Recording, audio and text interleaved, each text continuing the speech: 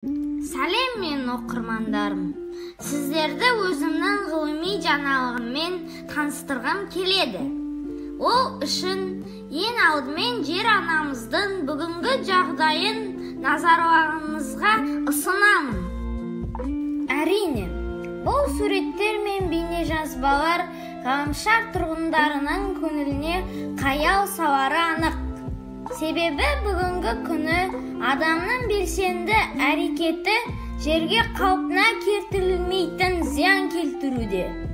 Сол себепті мен экологиямызды қорғауға өз үлесімді қосып, қазақша экокомикстер ойлап таптым.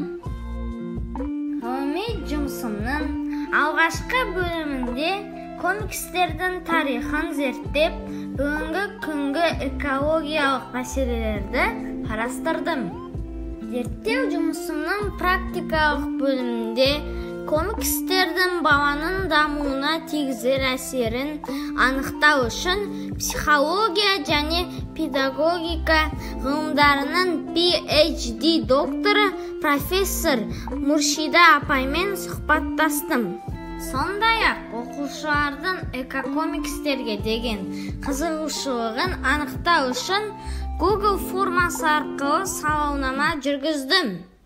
Оқушыларға екі түрлі форматтағы экологиялық жұмыс ұсындым.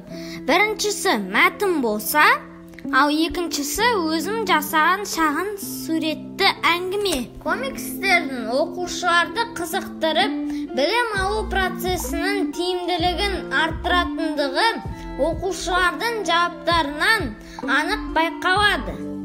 Себебі сауалнамаға қатысқан 26 бала толықтай экокомикске деген қызығушылығын танытты.